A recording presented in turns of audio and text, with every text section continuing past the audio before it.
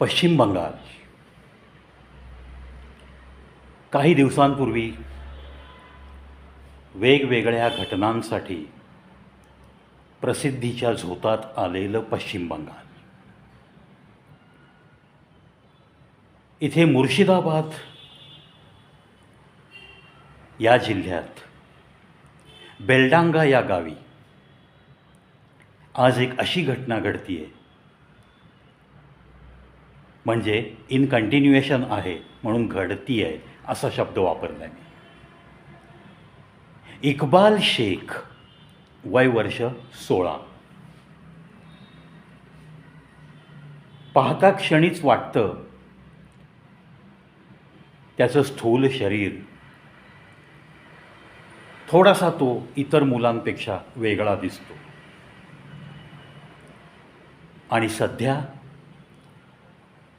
एका वेगळ्याच आजाराने त्याला ग्रासलंय. वाईट वाटतंय पाहून. काय आजार आहे? अहो, त्याला सतत पाण्यात राहावं लागतंय. पाण्यातून जेव्हा तो बाहेर येतो तेव्हा त्याच्या अंगाची लाही लाही होतीये, आग आग होतीये, जी सहनशक्तीच्या पलीकडे आहे. वय त्याचं तसं कोवळं आहे. त्यामुळं नक्की हा आजार काय आहे?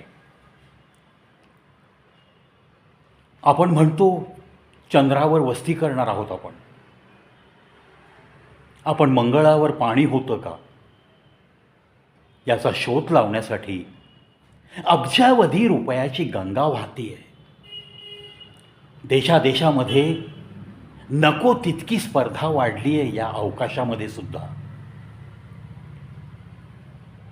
प्रत्येक देशाला न जाणो काय कोणती भीती वाटतेय.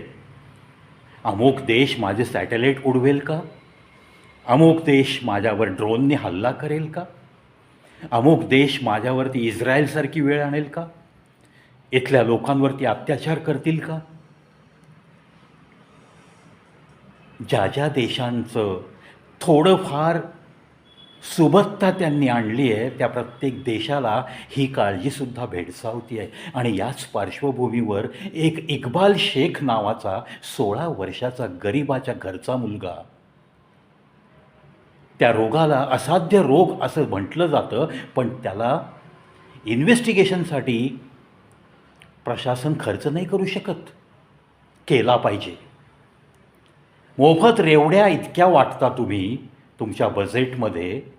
मग एखाद्या गरीब कुटुंबातला मुलगा जर असा लाही लाही होऊन तलावातच तो आयुष्य काढत असेल, 7-7 दिवस तलावात तो तरंगत बसतोय. त्या तलावाची खोली अर्थात किती आहे काय माहीत नाही, पण त्या बिचाऱ्याला पाण्यातनं बाहेर आल्यानंतर जीवन नकोसं वाटतं. मी मरून जाईन का काय अशी भीती वाटते. त्यामुळं त्याचे आई वडील, त्याचे जे कुटुंबीय आहेत ते खूप लाचार झालेले आहेत. परिस्थिती नाही आहे त्यांची त्याला कुठं मोठ्या हॉस्पिटलमध्ये घेऊन जायची. अशा परिस्थितीत हे चॅलेंज स्वीकारायला नको का?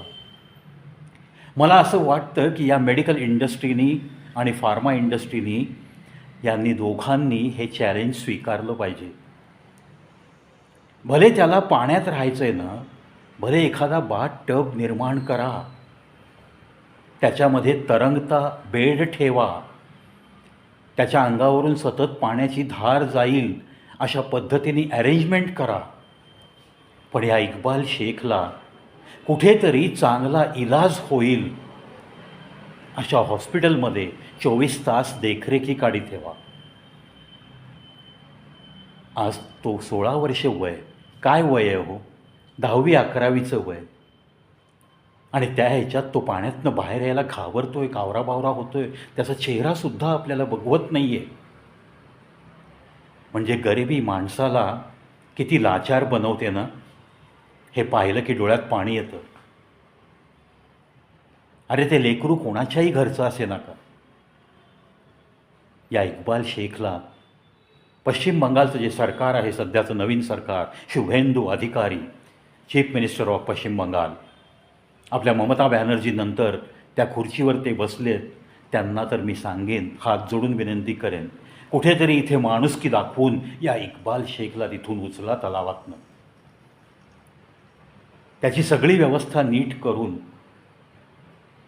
त्याचे मेडिकल एक्सपेन्सेस शासनातर्फे करा. कारण हे आव्हान आहे, मानवजातीला आव्हान आहे.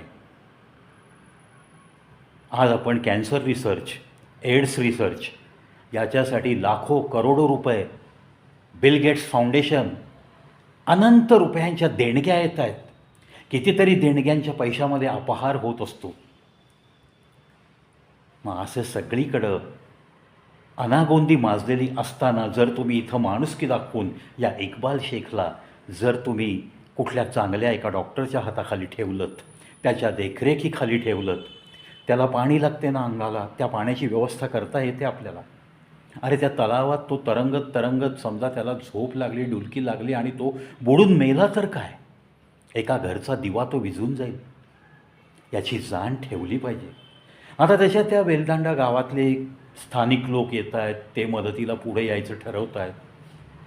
ती लोकंसुद्धा वर्गणी काढतील, सवाल तो नाही आहे. तलावाच्या काठी सगळे बघ्यांची गर्दी आहे.